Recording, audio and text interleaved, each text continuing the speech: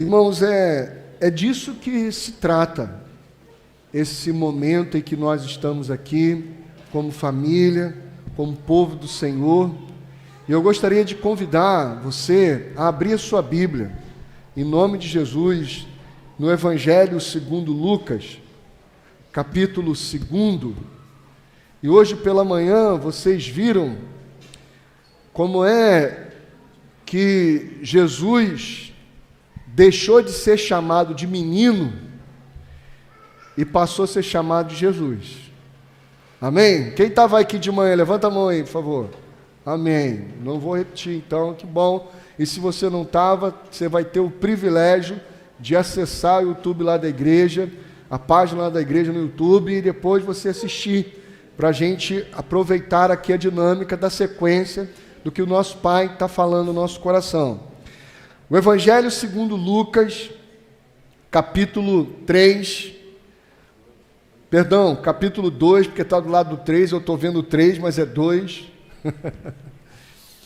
A partir do verso 41. Você conhece bem esse texto aqui. Vamos lá. Todos os anos seus pais iam a Jerusalém para a festa da Páscoa. Quando ele completou 12 anos de idade, eles subiram à festa, conforme o costume. Terminada a festa, voltando seus pais para casa, o menino Jesus ficou em Jerusalém, sem que eles percebessem. Pensando que ele estava entre os companheiros de viagem, caminharam o dia todo. Então começaram a procurá-lo entre os seus parentes e conhecidos. Não o encontrando, voltaram a Jerusalém para procurá-lo. Depois de 3 dias, o encontraram no templo, sentado entre os mestres, ouvindo-os e fazendo-lhes perguntas. Todos os que o ouviam ficavam maravilhados com seu entendimento e com as suas respostas. Quando seus pais o viram, ficaram perplexos. Sua mãe lhe disse: Filho, por que você nos fez isto? Seu pai e eu estávamos aflitos à sua procura. E ele perguntou: Por que vocês estavam me procurando? Não sabiam que eu devia estar na casa de meu pai? Mas eles não compreenderam o que lhes dizia. Então foi com eles para Nazaré e era-lhes obediente.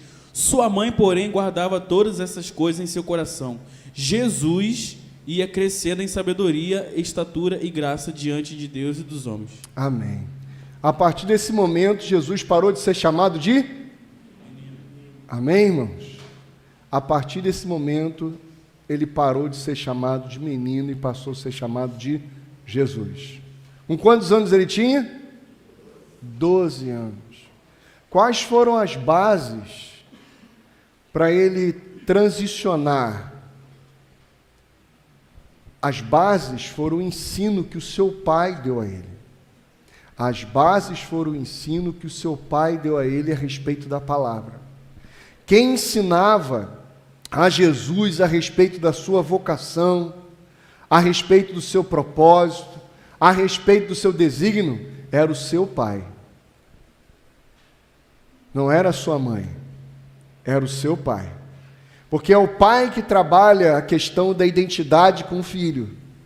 É o pai que trabalha a questão da vocação com o filho. E eu não estou falando de macho e fêmea. Estou falando de propósito, estou falando de vocação paterna que transcende a ser macho e a ser fêmea. Por exemplo, nós damos uma ênfase enorme na questão objetiva da Maria. Nós chamamos Maria de mãe de Jesus e ela tem realmente suas qualidades, suas virtudes, mas eu quero dizer para você que Maria não foi escolhida por ser Maria. Maria foi escolhida por ser esposa de José. Você sabia disso? Porque quem detinha a linhagem messiânica e davídica não era Maria. Quem detinha a linhagem messiânica e davídica era José. De maneira que se José tivesse casado com outra mulher, ela seria mãe de Jesus. Você sabia disso? Você sabia disso? A genealogia messiânica não pertencia a Maria. Maria foi escolhida porque ela estava casada com o cara certo. Amém, irmão? Amém? Você está casado com o cara certo? Diz sim aí, Ana Cláudia. Assim, mais ou menos. Enfim.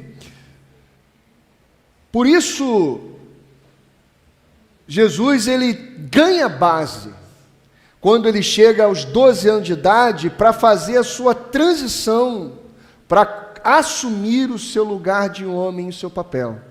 Porque desde a mais tenra idade, o pai dele estava ocupado em ensinar sobre a sua vocação e sobre a sua identidade, sobre o seu propósito. O pai dele não sofria de ansiedade a respeito do futuro do filho. O pai dele não tinha medo do que o mundo reservava, pelo contrário. O pai dele conversava sobre o que ele reservava para o mundo, o que estava depositado nele para entregar para o mundo. É diferente, irmãos. É bem diferente. Por exemplo, por que muitos de nós não queremos gerar filhos? Porque temos medo do mundo. Como é que meu filho vai viver nesse mundo que está cada vez mais difícil? Mas um pai que não é ansioso, um pai que sofre angústia, mas não sofre de ansiedade, porque a ansiedade é a incredulidade a respeito do futuro dos filhos. A angústia é a tristeza de enfrentar um sofrimento, a consciência do sofrimento que nós vamos passar, porque sabemos que amamos. Então, angústia, na angústia nós temos tristeza de enfrentar um sofrimento a fim de cumprir o propósito na vida daqueles que nós sabemos que amamos. Mas nós não temos ansiedade a respeito do futuro deles, porque nós sabemos a quem eles pertencem, nós sabemos a origem deles, nós sabemos de onde eles vieram e nós sabemos o que eles estão fazendo aqui. Amém, irmãos? Algum pai, alguma mãe ansioso pelo futuro do filho, esse pai, essa mãe está em pecado, em iniquidade e precisa se arrepender já. Amém, irmãos? Amém? Porque está se ocupando de coisas óbvias e não daquilo que é invisível. O tempo todo, se você perceber, o José marca a vida de Jesus com o ensino dele de tal maneira que vários momentos em que Jesus vai se apresentar como Messias, por exemplo, capítulo 3 de Lucas, verso 23, só o verso 23. Jesus tinha cerca de 30 anos de idade quando começou o seu ministério. Ele era considerado filho de José, filho de Eli. Ou seja, quando Jesus vai começar o seu ministério messiânico, o que se evoca nele? O que se evoca nele? A paternidade, a identidade. O que ele está fazendo aqui? Qual é o propósito dele aqui? Qual o significado dele aqui? Ele é filho de quem? José é evocado. Por exemplo, abra aí João capítulo 1. João capítulo 1.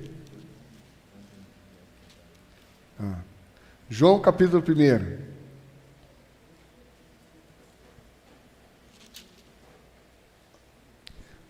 João capítulo 1, a partir do verso 1.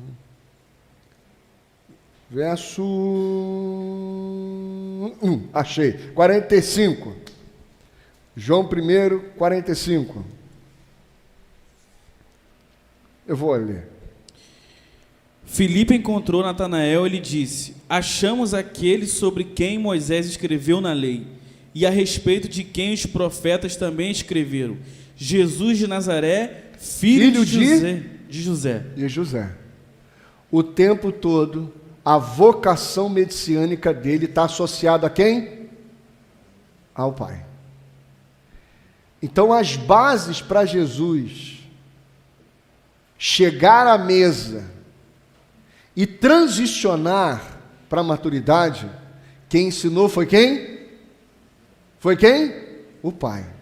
E guarda o que eu vou dizer para você, minha irmã e meu irmão. Isso não tem a ver hoje com ser macho e ser fêmea.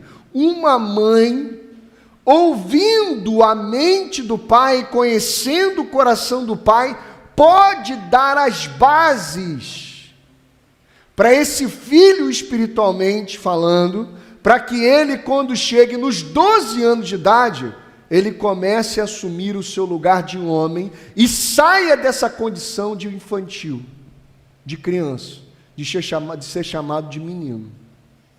Irmãos, quantos homens com mais de 40 anos ainda continuam quê? Meninos. Quantos homens? Filhos da mãe.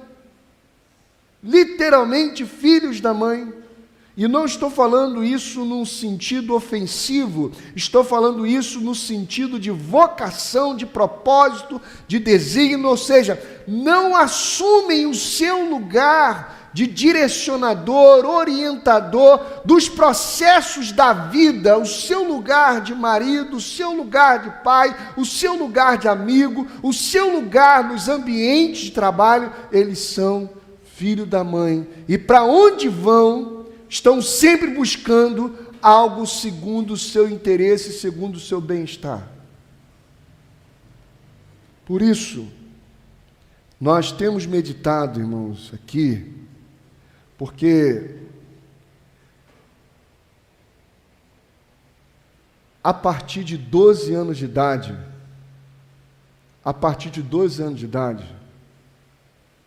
a gente tem que parar de pensar como menino. Amém, irmãos? Amém, irmão? A partir de 12 anos de idade, você tem que parar de pensar como menino.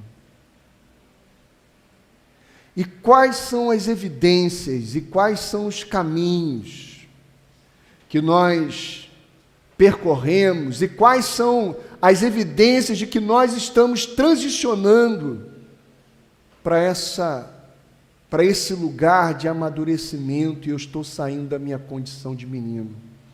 Antes do Erivander falar no primeiro ponto, ou o Felipe, eu não sei qual vai ser, dos dois ali, estou tascando a oportunidade em nome de Jesus, não estou dando a oportunidade, estou tascando a oportunidade em nome de Jesus.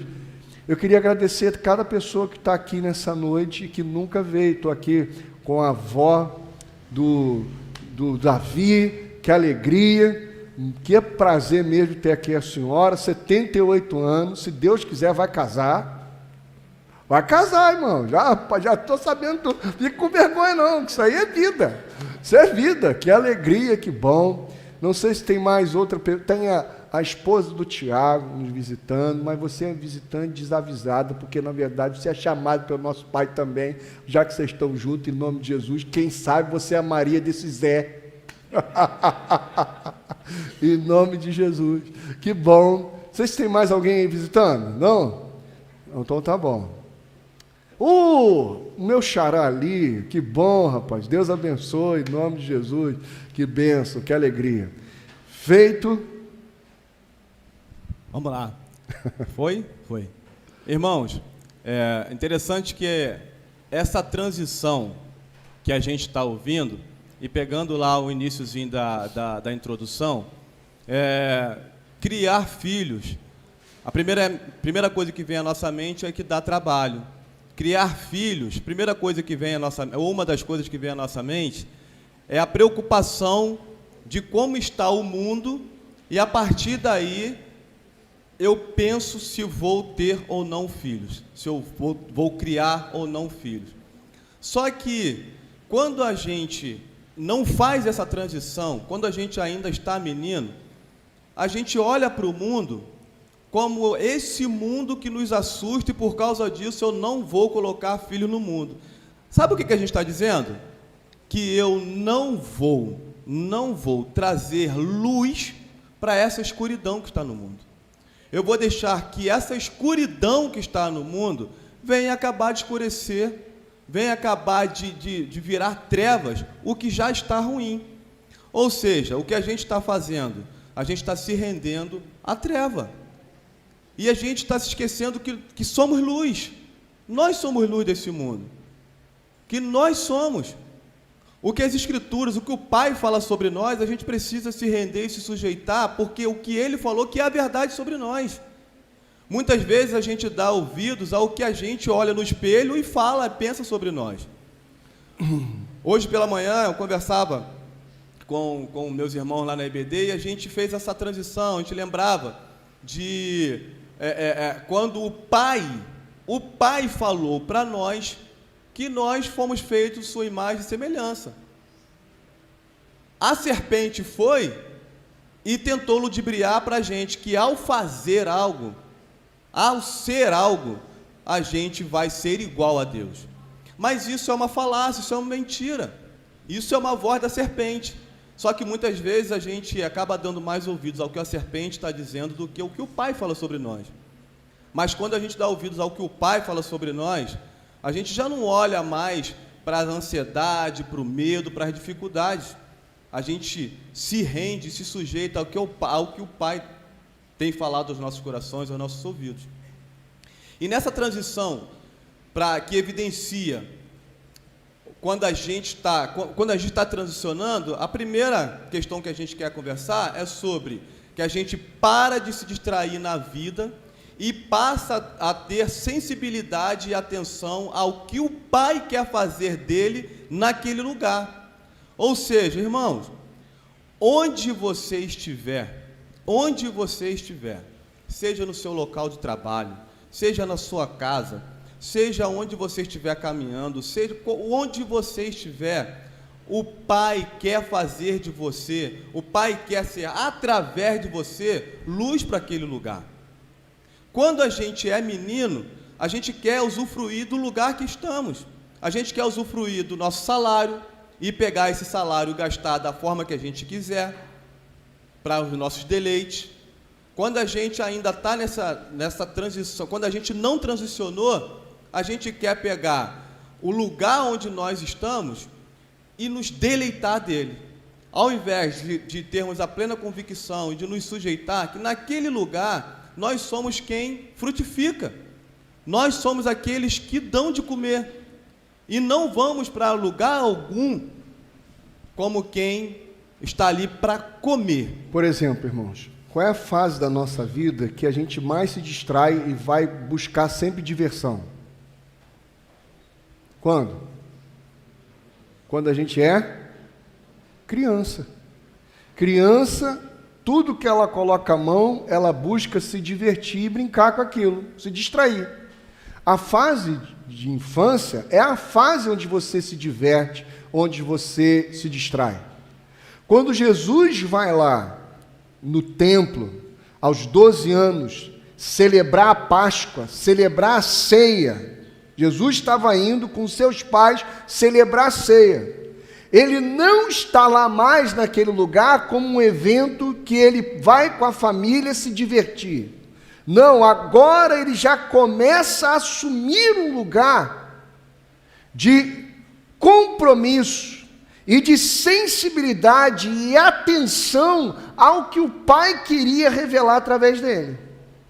Muitos de nós, irmãos, está na vida como quem pensa que a vida é distração, como quem pensa que a vida é diversão, como quem pensa que a vida está aqui girando em torno de você e que, na verdade, a sua vida tem que ser legal e que para você estar fazendo alguma coisa tem que ser uma coisa que você gosta. Não, irmãos, quem faz aquilo que gosta é criança, é menino. É menino. Geralmente, quando você bota o seu filhinho na fase infantil para estudar, o que ele alega? Mãe, eu quero estudar porque eu gosto muito. É isso que ele fala? Em linhas gerais, né? Em linhas gerais, uma criança normal, ela vai dizer: mãe, isso é muito chato. Mas você que é adulto, que tem discernimento, você coloca o seu filho para fazer uma coisa, mesmo que aquela coisa seja o que para ele? Chata. Mas na cabeça da criança, tudo que ele fizer tem que ser o quê? Legal. Porque para ele, enquanto ele ainda é imaturo, a vida é uma diversão. Jesus, quando vai para Jerusalém, quando ele vai lá celebrar a festa da Páscoa, quando ele vai celebrar a ceia com a família, irmãos, ele não vai como quem se distrai. Meu querido, você não está plantado nesse casamento para ser distraído pelo teu cônjuge. Você não tem uma semente para você se distrair com o filho que você quer ter. Tem muitos pais, irmãos, que estão querendo ter filhos para se distrair, ou seja, os filhos são a distração deles. E alguns nem filhos querem ter, agora estão tendo pet. Os pets estão substituindo os filhos. Sabe por quê? Porque pet dá menos o quê? Trabalho. E quando ele faz o número 2, você vai lá e coloca no saquinho e joga fora. Filho, irmãos, não é leal. Tem muitos pais tendo filho. O que o pet faz com o dono? Lambe e é leal. Tem muitos pais querendo ter filho que façam o que com ele? Que o lamba e seja leal ao projeto que ele idealizou na vida. Você está entendendo, irmão? Ele está achando que ele veio aqui ao mundo para durar e a vida dele ser legal, ahá, uhu. Como o meu irmão aqui pensou que ia fazer exercício, pá, não sei o quê, ia ficar tão... pressão alta. Pressão alta, não é assim que funciona, irmão. Se exercita, eu estou falando isso porque ele é muito disciplinado. Ele é um homem muito disciplinado. Se cuida, se alimenta direitinho, exercício. Muito mais do que eu. Pressão alta pegou ele. Porque não é assim que funciona.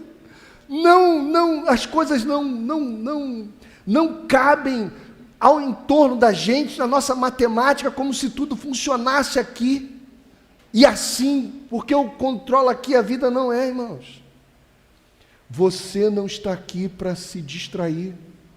O seu casamento, você anda se distraindo muito. Sabe por que você tem sofrido muito com seu marido, com a sua esposa e com os seus filhos? Porque eles são teus e não nossos. Por isso que o fardo fica pesado demais para você, porque você quer encarar tudo isso como sendo o teu marido, a tua esposa, o teu filho, o teu patrão, os teus vizinhos e não nosso, não nossa responsabilidade. Você não partilha para a gente enfrentar isso junto com iluminação e direção de Deus, irmãos. Amém, irmãos? Você está entendendo isso? Segundo ponto da transição aí... Deixa eu só então fala, o Felipe me lembrou aqui, e assim, a gente está falando dessa sensibilidade, né, de a gente passa a ter sensibilidade e não quer se distrair na vida. Aí, às vezes, a gente... pensa que estamos falando de coisas assim profundas demais, mas, irmãos, esse profundo, essas coisas, essas conversas profundas que a gente está tendo, ela está em toda situação. Hoje a gente comentava lá, eu dei um exemplo, o Felipe me lembrou aqui.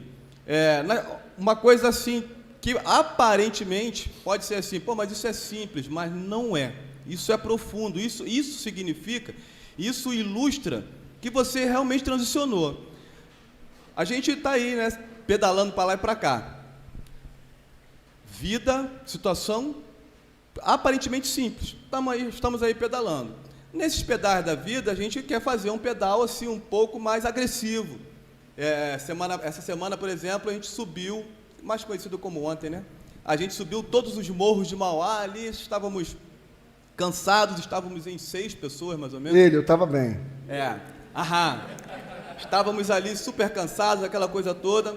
calor, estava quente, estávamos cansados, estávamos com sede. E você se depara, por exemplo, você está num deserto, onde você só vê areia, só vê calor, aquele sol de 40 graus a pino, calor. De repente você se depara com um oásis, aquela água jorrando e gelada. Aí esse oásis é uma barraca de caldo de cana, que pra gente que tá ali com calor, acabando de subir todos os morros cansados, é um oásis, irmãos. Um caldo de cana e às vezes um pastel ou um bolinho. Às vezes. Mas um caldo de cana gelado, meu irmão, é um oásis. Aí, o que eu quero dizer é essa sensibilidade.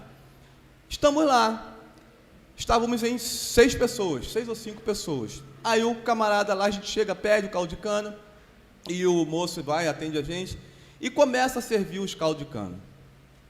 Irmão, seja sincero, sem sensibilidade, quando o moço lá, você está pertinho, você está a mão, ao alcance das suas mãos, um copo de caldo de cana super gelado. O que você faz com esse caldo de cana que o moço encheu o copo ali primeiro? O que você pega e faz? Distraído, você pega e bebe esse caldo de cana. Mas sensível ao que o Pai quer fazer de você, onde quer que você esteja, você pega o caldo de cana, aquele copo gelado, cheio, e passa para um por um. O camarada enche, você passa para um. Enche, você passa para outro. E você passa a ser o último a beber aquele caldo de cana. Eu não vou citar o nome para poder a pessoa não ficar orgulhosa. É brincadeira. Eu vi isso, eu presenciei isso. E isso pode parecer, mas um caldo de cana, mas irmãos, se você não estiver sensível ao que o Pai está falando sobre você, se você não transicionar, onde você estiver, você vai querer comer e beber primeiro. E você não está nem aí se vai sobrar para o outro. E você não está nem aí se o outro está com sede ou não. Você não está nem aí se o outro está com fome ou não. Então, quando você transiciona de menino para maduro, você já não é mais o primeiro a beber e nem o primeiro a comer.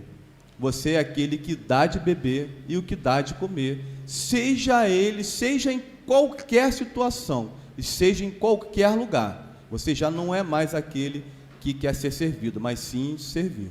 Amém. Transicionando desse ponto para o nosso segundo ponto, de pontos que evidenciam quando a gente deixa de ser menino e vira homem e se torna responsável, a gente vai para a mesa da partilha. A gente vai ler aqui, só vou relembrar aqui os 2 últimos versículos de Lucas 2. Então foi com eles... Não, desculpa, cadê? 47, versículo 47. Todos os que o ouviam ficavam maravilhados com o seu entendimento e com as suas respostas. Todos os que o ouviam ficavam maravilhados com o seu entendimento e com as suas respostas. Jesus aqui, ele tá na mesa da partilha.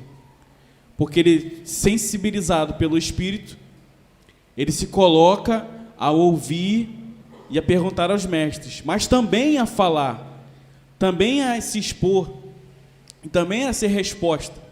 Porque, como está escrito aqui no texto, eles perguntavam e ficavam maravilhados com as respostas.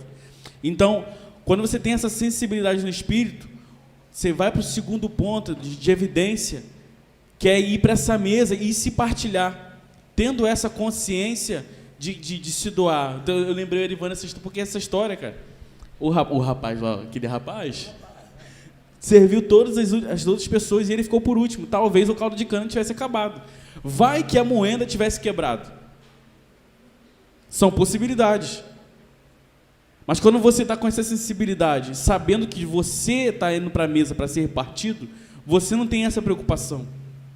A sua preocupação é em servir, independente se aquilo se vai me faltar ou não. Porque não existe falta quando eu me partilho. Porque eu me dou por inteiro. Então, eu saio desse caminho de insensibilidade e fico sensível ao Espírito. E vou consciente para as mesas, para a reflexão. Eu quero ficar voltando nessa coisa do caldo de cana, porque, é muito simples. E às vezes a gente fica botando coisas muito extraordinárias Mas quando você é fiel no pouco, Deus vai te honrar no muito. E o pouco é talvez você fazer uma coisa a mais no seu serviço. A Mariana até brincou lá na IBD, lá, o pessoal tem um meme, né? Que o pessoal fala, salário mínimo, esforço mínimo. Mas não. Quando a gente vai para a mesa com a sensibilidade do Espírito, a gente não faz o mínimo, a gente faz o a mais. E no dia a dia, às vezes a gente se esquece, a gente acaba se influenciando e não sendo fontes jorrando, não indo para a mesa e tendo essa percepção, porque não é automático, irmãos. Não é automático. E esse exemplo simples, são vários exemplos como esse, que fazem a gente ter a percepção e a sensibilidade a cada dia, a cada momento. E aí quando a gente olha para trás e vê toda a trajetória, a gente vê, cara, como foi maravilhoso esse processo. A gente estava conversando também sobre a questão do exercício físico. Você não vai chegar com 2 semanas achando que você vai gostar de fazer exercício físico. Mas é de uma sensibilidade e de uma percepção, uma motivação real, de que você, para se entregar, você tem que estar saudável.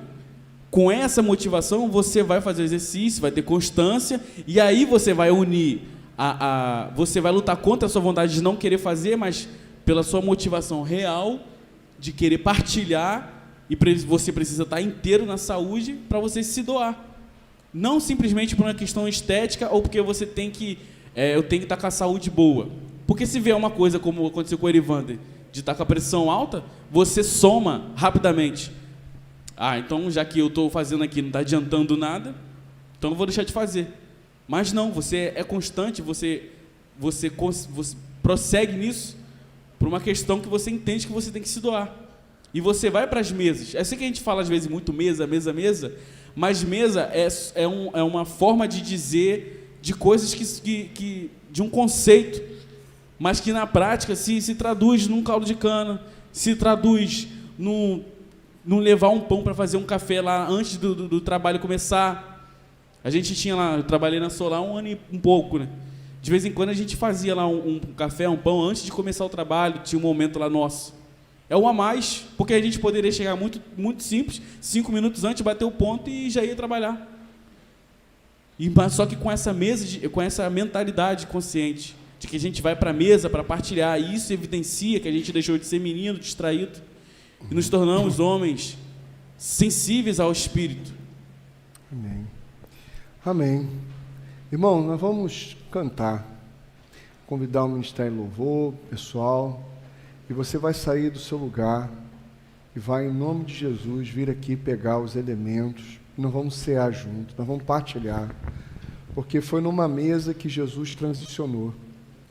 É numa mesa de partilha e de comunhão que nós amadurecemos, que nós crescemos. Então, você que tem ouvido a palavra do Senhor, o que nós vamos fazer aqui é um ritual memorial pedagógico. Por que nós partilhamos? Nós não partilhamos esse pão para que você se lembre de Jesus. Se fosse só para você se lembrar do que Jesus fez, a gente colocaria aqui a paixão de Cristo, que eu acho que ficaria melhor, e até mais chocante. Se colocasse aqui, se a ideia fosse só você lembrar do que Jesus fez, bota a paixão de Cristo que fica melhor. Não é isso. A ideia, o que Deus propõe, o que Deus nos ordena, ao praticarmos isso em memória dele, façam isto, se repartem, partilhem em memória de mim. Vocês não viram que eu me partilhei? Então, agora vocês, em memória de mim, se partilhem em tudo. Se partilhe como esposa, se partilhe como marido, se partilhe como funcionário, se partilhe, porque isso é participar do corpo de Cristo dignamente, na dignidade que o sangue de Cristo tem por nós. Agora, o que é participar indignamente? É achar, porque você não matou, você não roubou, não adulterou, pagou as suas contas em dia, não xingou palavrão, não fez nada de errado, você tem o direito de comer do corpo de Cristo, mas você não se partilha como Cristo em lugar nenhum, em momento algum. Isso revela a sua indignidade.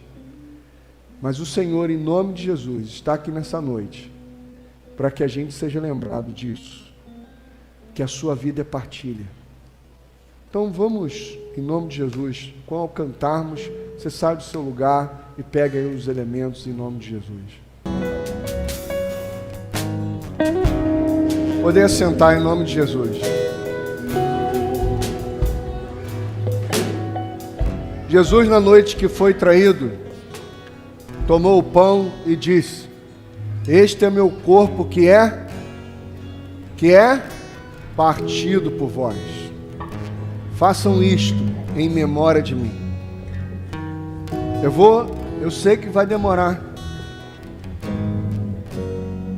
mas em nome de Jesus eu vou partilhar com você esse pão, e você vai pegar um pão e vai partilhar com a pessoa que está ao lado e vai dizer para ela, em nome de Jesus: eu partilho a minha vida com você. Eu partilho, essa frase você vai dizer: eu estou disposto a partilhar tudo que tenho e tudo que sou com você. E você vai dar um pão para ela. E aí deixa para ver o que ela vai fazer com esse pão. Aí é com ela, o pão agora está na mão dela. Amém? Então vem cá, Ana, por gentileza, você que está mais pertinho aqui. E vai rodar. Enquanto isso, eles vão na música. Em nome de Jesus. Preste atenção como é que funciona a nossa cabeça. Quando Jesus vier nos buscar, vai buscar quantos pães? Quando Jesus vier buscar um pão, ele vai buscar quantos pães? Ele vai buscar um pão só. Por que voltou 2? Porque na nossa cabeça, vamos fazer aquilo que é mais prático. Que aí vamos distribuir. Não, irmãos. Este pão representa você. E você e eu somos um pão só. Nós somos a mesma pessoa. Nós somos um em Cristo Jesus. Amém, irmãos? As nossas práticas não são prática. As nossas práticas são ensinos pedagógicos. É uma prática comum de comunidade. Amém? Então esse pão aqui vai para o inferno. Porque é o pão que quer o quê?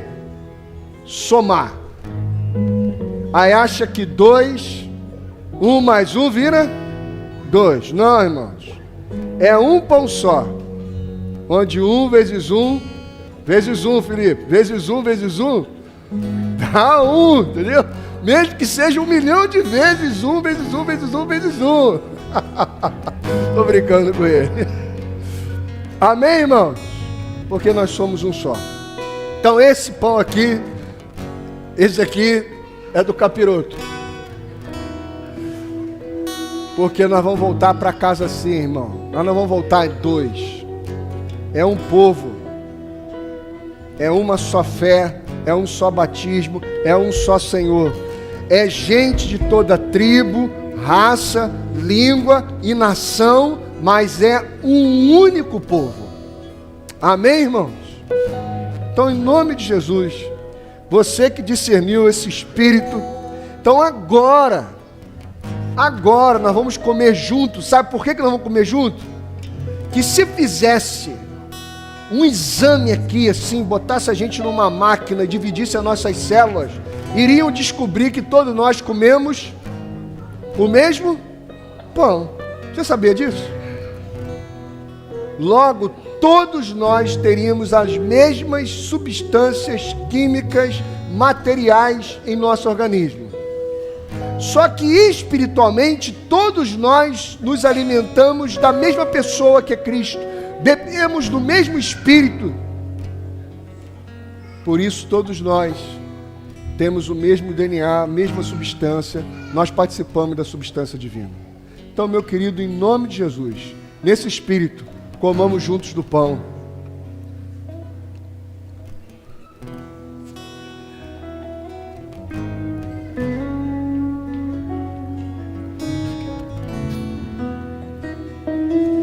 Agradeça a Deus pela essa consciência de família.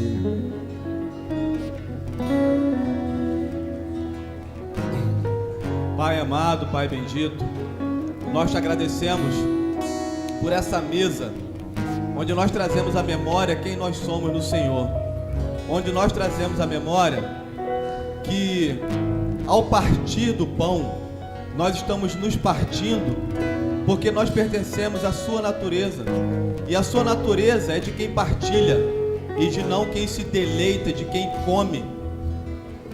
Trazemos à memória que o Senhor é quem se doa. Trazemos à memória, Pai, que no Senhor nós somos sal e luz deste mundo. Amém. Pai, muito obrigado porque o Senhor nos torna indesculpáveis, porque o Senhor está sempre nos lembrando de quem nós somos. Às vezes parece que trazendo isso à memória, isso dá um peso na nossa vida, mas pelo contrário, que privilégio saber que nós temos a mesma substância, que privilégio saber que nós somos da mesma natureza, que privilégio saber que nós podemos dar ao invés de querer receber. Amém. Que privilégio sabermos, Pai, que somos seus filhos e transicionados em maduros, a gente vai para a vida partilhando, servindo e cuidando. Muito obrigado. Amém. Obrigado por essa mesa, obrigado por essa memória, obrigado por tudo que o Senhor tem feito em nossas vidas. Amém. Amém. Irmãos, saia do limite das suas obrigações. Alguém viu aqui uma criança metendo a mão e comendo? 2 crianças. Ela? 3 crianças. Alguém viu ou não viu? Porque criança, quando olha a mesa, o que ela vai pensar? O que ela vai pensar? Você entendeu? Mas isso é na fase de... Elas estão fazendo alguma coisa errada? Não! Porque é assim que criança funciona e pensa. Viu uma mesa, é para comer. Natural. Você não foi colocado nessa relação para comer. Você não foi colocado no ambiente de trabalho para você comer. Você não foi plantado aqui nessa igreja, irmão. Olha, irmão, vou falar uma coisa séria para você. Não são os olhos azuis do Erivande, do Felipe, nem os meus que colocaram você plantado aqui. Quem colocou você plantado na PIB do Vale foi o Espírito Santo de Deus. Amém, irmãos? Ó, vou falar de novo para você entender. Quem fez você ser membro aqui foi o Espírito Santo de Deus. Foi Ele que te colocou nessa parte do corpo. Então, guarda aí. Guarda aí em nome de Jesus. Não tem problema nenhum. Guarda aí em nome de Jesus no seu coração. Logo, meu querido, meu amado irmão, não responder a isso se os seus olhos foram abertos, o teu coração queima de amor. E se ele queima de amor, demonstre isso dando um abraço apertado na pessoa que está ao seu lado e fala: em nome de Cristo Jesus, eu te amo. Para além do que eu sinto, eu creio que eu te amo em Cristo Jesus. Amém? Amém, irmão? Que Deus abençoe a todos, que Deus ilumine uma semana, em nome de Jesus, orientada por Ele, direcionada por Ele, em nome de Jesus.